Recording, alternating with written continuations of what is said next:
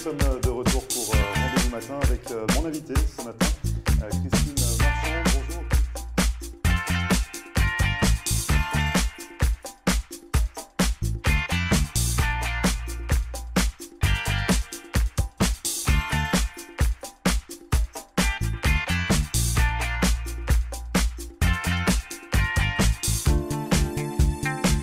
Bonjour à tous, bienvenue, merci de regarder Rendez-vous Matin. Nous sommes le lundi 14 août et le monde entier s'apprête à célébrer les 40 ans de la disparition d'Elvis Presley, le crooner américain.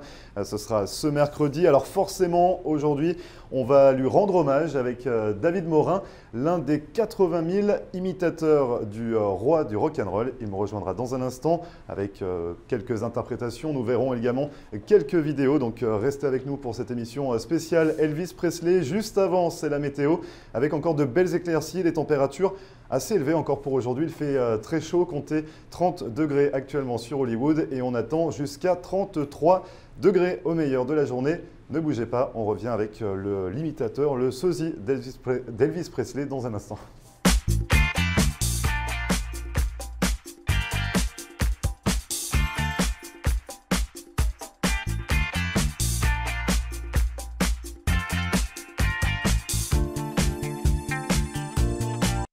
Marcel Poirier, avocate en droit de l'immigration américaine et membre du barreau de la Floride. Ma vocation est de conseiller mes clients et de protéger vos intérêts afin que vous soyez en mesure de réaliser votre rêve américain qui est toujours bien vrai et réel aujourd'hui. Surtout, n'oubliez jamais qu'un mauvais conseil légal peut vous coûter votre futur et celui de votre famille. N'hésitez pas à nous contacter par téléphone ou sur mon site internet à marcelpoirier.com et nous serons très heureux, mon staff et moi-même, de répondre à vos questions et de vous recevoir au cabinet, j'espère très bientôt.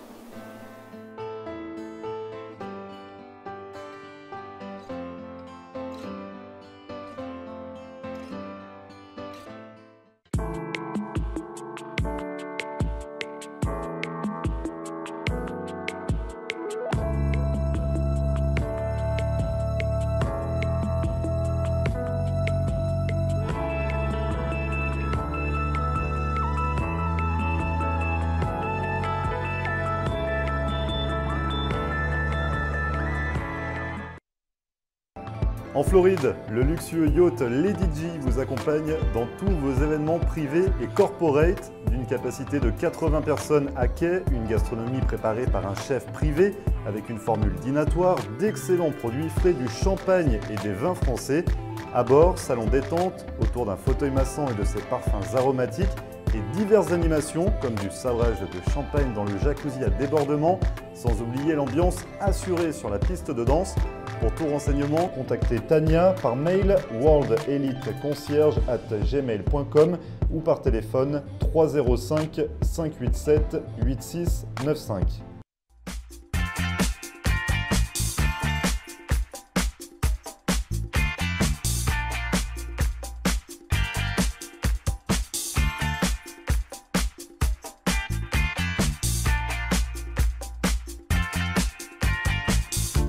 Merci à vous de regarder Rendez-vous Matin. Je vous le disais, nous allons célébrer cette année, ce sera ce mercredi, les 40 ans de la disparition d'Elvis Presley.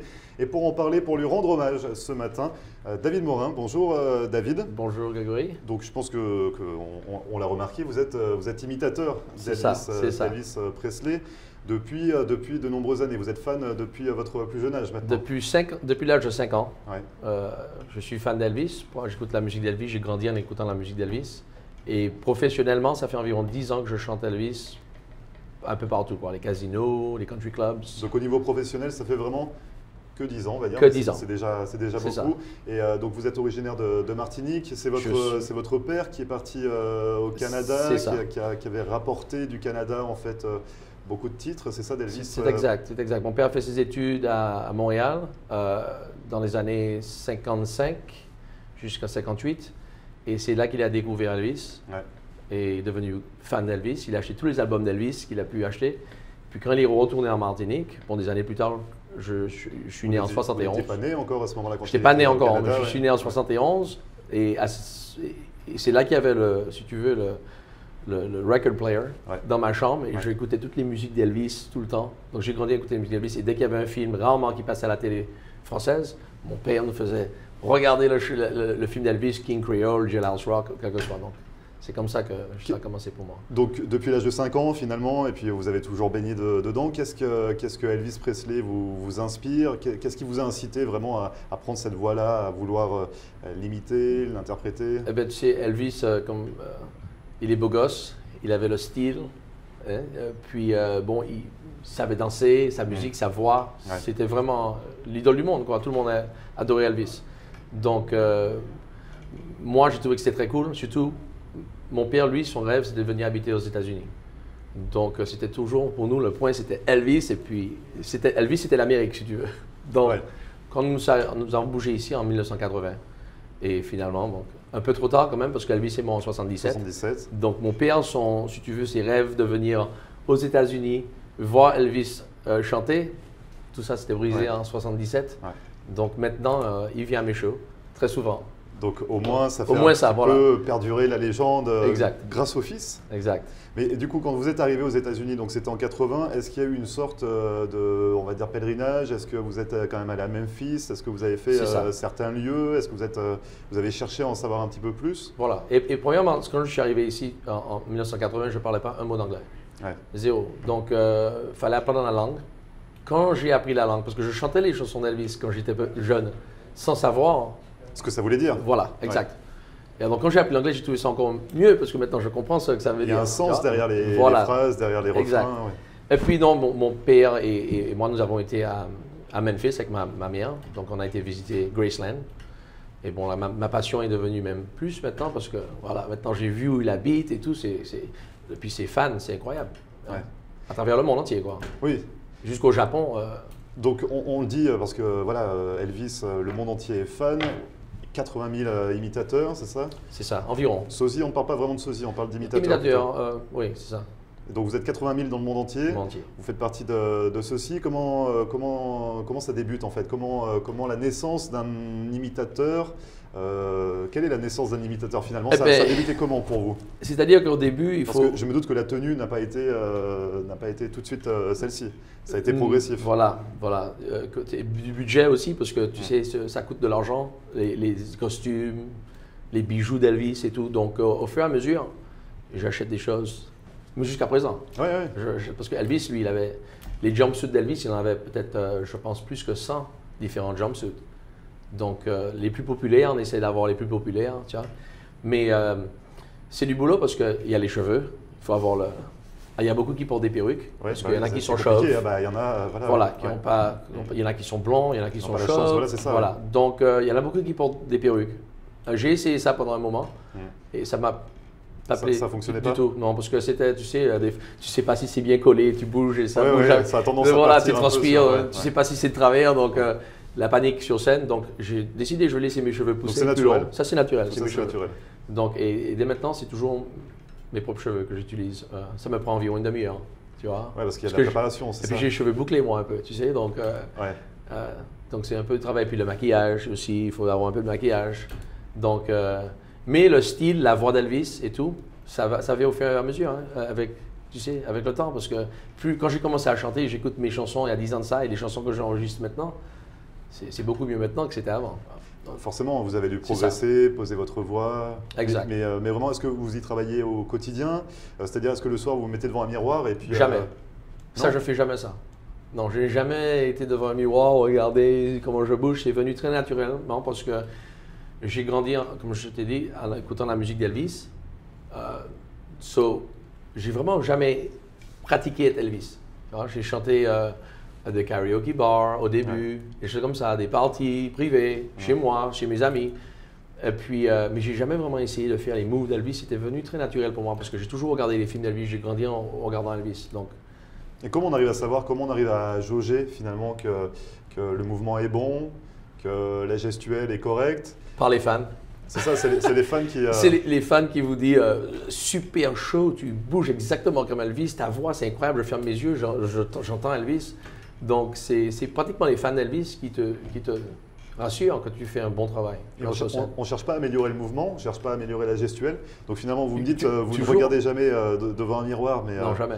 Tu sais, Elvis, le jeune Elvis, il bougeait beaucoup sur scène. Il était vraiment. D'ailleurs, ses moves a inspiré beaucoup d'autres artistes, comme Michael Jackson, par exemple. Si tu regardes un show d'Elvis dans les années 50, il y a des moves que Michael Jackson, si tu veux, a pris aussi. James Brown, tous ces gars-là, ils ont pris un peu le style d'Elvis, tout le monde. Donc, il bougeait beaucoup plus dans les années 50. Parce qu'il avait. Après, ça s'agit. Après, ça dans les années 70, c'était plutôt, tu sais, le move avec les tu vois, l'orchestre et tout, mais c'était pas autant, tu vois. Mais c'était une bête mondiale sur scène, Elvis. Il a toujours été très.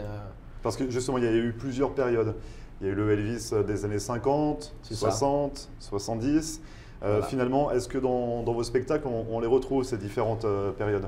Oui, il y a des shows que je fais où je couvre toutes les étapes d'Elvis depuis le début, quand il a commencé à faire les années 50. Après ça, tu as ce que j'appelle les movie years, tu sais, quand c'est film, la période de ses films. Et après ça, tu as le 68 comeback dans la tenue en cuir noir qu'il a porté, qui était vachement sexy à cette époque-là. Elvis, tu sais, très serré et tout. Et après ça, il a commencé ses shows de Vegas avec les jumpsuits. Ouais.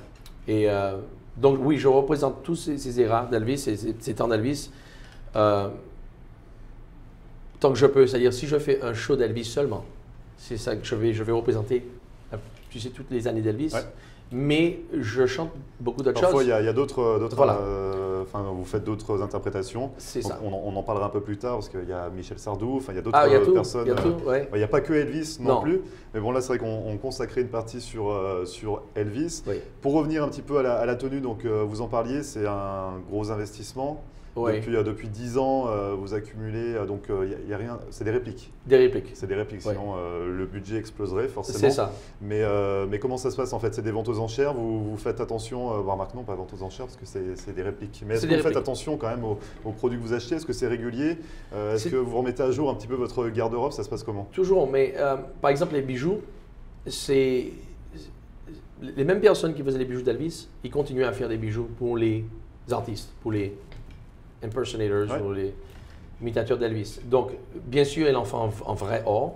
Donc, c'est-à-dire que c'est la même personne qui a créé la bague en or pour Elvis. Voilà, tous les bijoux d'Elvis. Qui peut faire une réplique comme vous avez aujourd'hui. Qui s'appelle Laurel Hayes. Et lui, il a fait tous les bijoux d'Elvis. Et jusqu'à présent, il en fait d'autres, mais pour comme j'ai dit, les imitateurs d'Elvis. Comme vous. Et c'est pas solide 18 carats or ou des vrais diamants, mais c'est la même chose, le même design. Identique. Et la même chose pour les jumpsuits. Les gens qui faisaient les jumpsuits pour Elvis, ils ont vendu leur patente pour une compagnie qui fait les jumpsuits d'Elvis pour les imitateurs d'Elvis jusqu'à présent. Donc, c'est fait exactement pareil. C'est la même coupe. C'est la même coupe et tout. Donc, bien sûr, à différentes sizes. Parce qu'il y a des Elvis qui sont très minces, il y en a qui sont très gros, tu sais. Donc, mais Elvis avait vraiment presque les mêmes dimensions que moi. Il faisait, il était 5 pieds 11, 3 quarts. Et moi, je suis 5 pieds 11, 3 quarts. Il pesait 175 livres au début qu'il a à Las Vegas. Moi, la même chose. Bon, maintenant, je suis à 195 livres. Mais bref, Elvis a... Oui, il avait aussi... Il a tout le temps, il prenait 45 livres, il perdait 45 livres. Donc, mais en dimension générale... Donc, finalement, vous êtes vraiment la copie conforme. J'aime bien penser ça, oui. Ouais. Ouais. Donc vous restez avec nous, on va développer un petit peu aussi sur peut-être des objets un peu souvenirs. Et puis surtout, on aura une interprétation d'Elvis avec quelques vidéos. On voit ça juste après la publicité, vous restez avec nous. Merci. Et on se retrouve juste après ça pour la seconde partie sur Elvis Presley. Restez avec nous.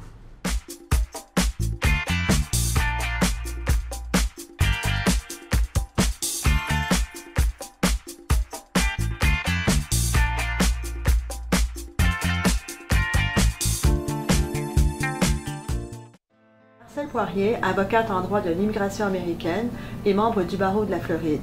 Ma vocation est de conseiller mes clients et de protéger vos intérêts afin que vous soyez en mesure de réaliser votre rêve américain qui est toujours bien vrai et réel aujourd'hui. Surtout, n'oubliez jamais qu'un mauvais conseil légal peut vous coûter votre futur et celui de votre famille. N'hésitez pas à nous contacter par téléphone ou sur mon site internet à marcelpoirier.com et nous serons très heureux, mon staff et moi-même, de répondre à vos questions et de vous recevoir au cabinet, j'espère très bientôt.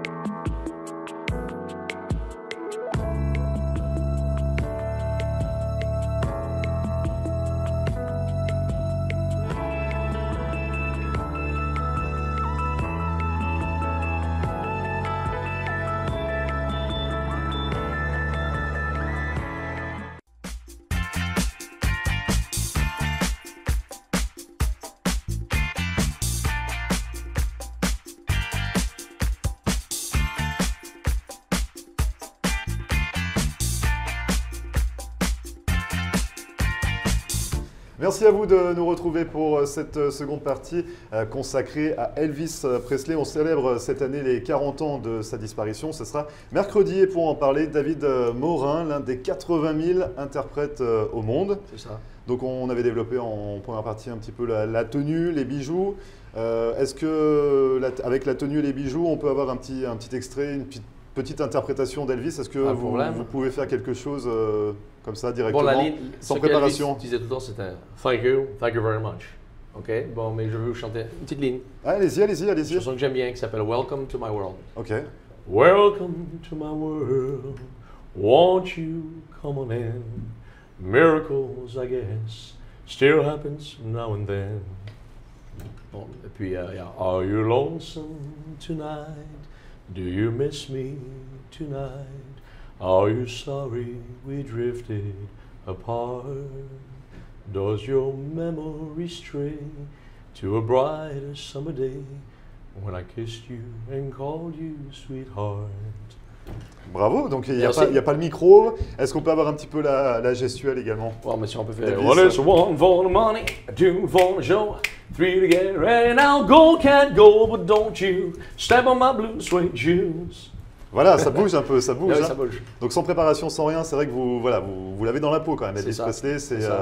C'est compliqué d'ailleurs d'interpréter un idole comme ça, parce que finalement, vous pourriez très bien être sur scène, reprendre le répertoire d'Elvis, sans pour autant avoir la tenue ou la gestuelle.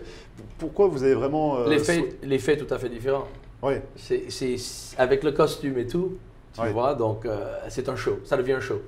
Parce que si c'est juste moi en costume normal, bon, la voix sera là, les mouvements seront là, mais avec le costume et le style, les cheveux et tout, ça devient un show. Et les gens adorent ça venir voir. Donc c'est ça l'intérêt finalement Puis on s'y perd pas, c'est-à-dire que vous, à titre personnel, est-ce que vous arrivez vraiment à différencier le David Morin du Elvis Presley? Oui, je ne me perds jamais dans ça. Je suis Elvis sur scène, mais en dehors de là, je suis David Morin. Je suis très simple, très cool comme gars, porte des jeans et mes cheveux ne sont pas comme ça tous les jours, donc je suis sur scène, je suis Elvis. Ça, on va le voir dans un instant justement parce qu'on peut vous retrouver vous faites des tournées, vous faites des dates, des spectacles. C'est ça. Donc là, la prochaine date que nos téléspectateurs peuvent aller voir, enfin vous voir sur scène en Elvis Presley, ce sera ce jeudi. Jeudi soir 17 à 7h au Mardi Gras. Au Mardi Gras. Au deuxième étage. Au Mardi Gras Casino. Donc c'est à ce moment-là qu'on pourra vous retrouver. Vous serez sur scène en tenue d'Elvis Presley. C'est ça, les musiciens et tout. Donc on va voir un extrait justement de ce que ça peut donner David Morin sur scène en Elvis Presley. Okay. Je vous laisse regarder.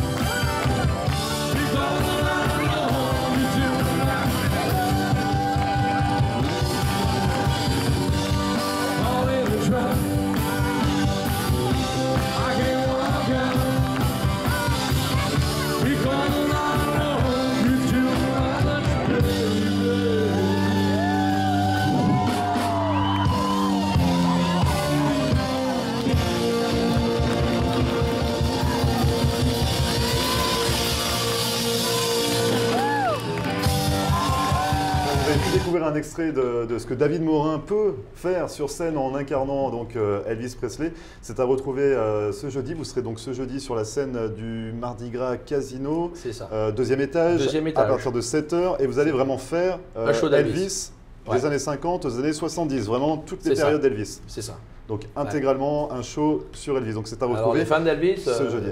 C'est un bon choix à voir encore. Voilà, donc à partir de avec 7h. les musiciens en plus et le band. Donc il y aura tout. Tu vois tout. Voilà, la tenue, David Morin en Elvis, le band, tout ça. Très bien, vous faites également d'autres artistes. Là, on a beaucoup parlé d'Elvis. C'est ça, je couvre beaucoup d'artistes. Des années 50 jusqu'à maintenant, finalement. James Brown, Bobby Darin, Bobby Vinton, même des chansons de Michael Bublé. Ouais. Un peu tout, quoi. Hein. Jerry Lee, Johnny Cash, tous ces artistes. Des Français également? Les Français également, je fais de la musique française. Bon, de mon époque, quoi. C'est-à-dire ce que je me rappelle quand j'étais enfant, quand jeune. Des musiques de Michel Sardou, Michel Delpech. Bon, il y en a beaucoup d'autres. Claude François, Johnny Hallyday. Ouais. C'est important de se diversifier un petit peu. Très important. Parce que pour moi, un show, j'adore faire les shows d'Elvis, mais la plupart de mes shows sont toujours divisés en deux. Je commence en Elvis ou je finis par Elvis, mais je fais toujours des années 50 jusqu'à, tu sais, des années 70, 80, 90 et maintenant. Parce que pour moi, faire une imitation de la même personne pendant trop longtemps, ça devient un peu lassant. Voilà. Alors j'aime changer tout le temps. Voilà. Et je ne perds jamais mon audience. Mon audience, ils viennent de. Si c'est 3 heures, 4 heures de show, personne ne part. Ah, mais finalement, quand on le sait, quand les fanatiques savent que c'est un show, comme là par exemple ce jeudi, on sait que c'est un show que sur Elvis Presley. C'est ça. Donc il y aura forcément tous les fanatiques, on ne peut pas se lasser à ce moment-là. C'est ça. Non, parce que là, je couvre beaucoup de différentes aussi. Era d'Elvis, de temps d'Elvis, jeune Elvis. Ouais. Mais des fois, il y a des shows d'Elvis qui sont juste Elvis des années 70. Ouais. Pour moi, un show pendant 1 heure, 1 heure et demie maximum, c'est bon. Mais pendant 3 heures, donc que ce soit les Beatles ou quel que soit. C'est le fan qui dit ça quand même. C'est le fan qui dit ça. Les vrais fans d'Elvis, ils seraient assis là pendant 10 heures à regarder Elvis toute la nuit. Mais il y en a qui ne sont pas vraiment fous d'Elvis. Il en faut pour tout le monde. Voilà, donc moi je fais un peu pour tout le monde. Différentes langues aussi. Je chante en espagnol, je chante en italien, je chante en français. Donc je mélange un peu, tu vois. En créole également? Créole, non. Oui, je fais des musiques de compagnie créole et Cassave, mais parce que je parle créole, parce que je suis de la Martinique et la Martinique on parle créole aussi, donc c'est marrant, quoi. Au niveau des fans d'Elvis, vous l'avez un petit peu dit, ils peuvent rester pendant 10 heures comme ça à regarder leur idole réinterprétée, on va dire. Mais finalement, est-ce que vous avez un public plutôt américain ou plutôt canadien ou d'autres nationalités? Ça se passe comment? Parce que pendant la saison, les Canadiens, bon, la plupart du temps ici, ce sont, c'est-à-dire d'avril jusqu'à décembre, ce sont les Américains pratiquement qui sont ici. Mais à partir de décembre, janvier, les Snowbirds, ils sont fanatiques d'Elvis et de la musique et du rock and roll des années 50. Donc les Canadiens auraient tendance à... J'aurais dit plus que les Américains même. Ah oui, carrément. Ah ouais, ils ont vraiment apprécié le show d'Elvis. Ils sont vraiment fanatiques. D'ailleurs, je fais beaucoup de shows pour beaucoup d'associations canadiennes, québécois, qui sont ici, qui viennent ici, qui m'embauchent à faire des shows pour eux. Les années 50. Et ça danse. Ils adorent danser, ils adorent s'amuser. Et c'est fantastique. Ils dansent, ça boit du vin, donc c'est la fête. Ils ont vraiment apprécié ça. Donc les Canadiens auraient tendance à aimer davantage Elvis Presley par rapport aux Américains. J'aurais dit parce que ici, il y a beaucoup, comme j'ai dit, il y a beaucoup de personnateurs d'Elvis. Ouais. Et les Américains ont tellement vu beaucoup différents. Ouais. Il y en a qui sont très bons, il y en a qui ne sont pas tellement forts. Donc il y en a qui ont été très déçus par voir des shows d'Elvis. Mais les Canadiens, quand ils viennent ici, les Québécois, et puis ils voient un bon show d'Elvis, oui, bon, c'est le top, quoi. Ils sont très gâtés, ils adorent ça, la musique, ils dansent, ils s'amusent, donc à découvrir, bon, pour les Snowbirds, ça sera un peu plus tard, mais on vous retrouve donc ce jeudi au casino Mardi Gras Casino. C'est ça. Je le fais dans le bon ordre, ouais. À partir de 7h. Donc vous faites également, on l'a dit, un répertoire avec d'autres artistes et vous êtes sur un projet un peu plus personnel dernièrement. C'est ça. Je suis en train d'écrire ma propre musique maintenant. Et bon, c'est en projet maintenant, en studio. Beaucoup d'heures de studios. Et bon, on va voir ce que ça donne. Donc vous lâchez un petit peu Elvis pour... Je lâche pas Elvis. Je vais pratiquement jamais laisser Elvis parce que c'est ma passion. J'adore, je suis fanatique d'Elvis. Donc, mais je veux essayer de faire quelque chose un peu différent, quoi. C'était pas quoi. Pour le style, c'était pas quoi. Parce que c'est un peu funk, disco, tu sais, où que les gens aiment danser et tout. Voilà. Donc c'est-à-dire vous êtes à l'écriture là? Je suis à l'écriture. J'ai déjà fini, j'ai écrit, c'est fini. Maintenant c'est juste au studio en train de enregistrer, tirer ça, ajouter ça, tu sais, juste pour avoir la perfection. Quoi. Donc on n'en saura pas plus? Je peux pas en parler plus parce que il y a les droits de... Bien sûr, mais il y a un projet, donc il y a un nouveau projet David Morin qui va sortir très prochainement, il va falloir surveiller ça de près. C'est ça. En attendant, donc, je rappelle on peut vous retrouver en Elvis des années 50 aux années 70, ce jeudi 7h au Mardi Gras Casino. C'est ça. Deuxième étage. Ouais. Et puis dans d'autres, vous aurez d'autres dates, d'autres tournées. On peut retrouver toutes ces infos sur votre site internet? Sur mon site internet, davidmorin.biz. Ouais. Biz. Biz. Okay? C'est ça. Et là, il y a toutes les infos. On peut... Tout, il y a les vidéos, il y a les photos, toutes sortes de choses. Ça marche. Et n'oubliez pas d'apporter vos chaussures de danse parce que ça va danser au Mardi Gras parce que les gens dansent. Hein. À mes shows, je veux que tout le monde danse. Ah, c'est vrai? Ouais. On ne reste pas assis statique à regarder? À moins que je suis une salle de théâtre, donc ils ne peuvent pas danser. Ouais. Mais en général, je dis toujours aux gens d'apporter les chaussures. Je suis là pour vous, danser, vous vous amusez. Donc, ouais. s'il vous plaît, dansez, amusez-vous. Ah, c'est chouette. Ça. Et on rappelle également que l'anniversaire de la disparition d'Elvis Presley, les 40 ans de sa disparition, c'est ce mercredi. C'est ça. Vous ne pourrez pas être à Memphis à ce moment-là, mais sinon c'est toujours une... C'est incroyable, il y a toujours environ 100 000 personnes tous les ans pour Elvis Week et cette année-ci, il y aura beaucoup plus parce que c'est 40 ans, donc c'est un gros numéro. Une belle date pour vous, vous l'aurez dans le cœur à ce moment-là, je suppose. Oui, c'est sûr. Merci beaucoup David Morin d'être venu nous faire partager votre passion pour Elvis Presley. Bonne représentation jeudi et on se retrouve très bientôt. Merci beaucoup. Okay. Et vous ne bougez pas, on revient juste après ça.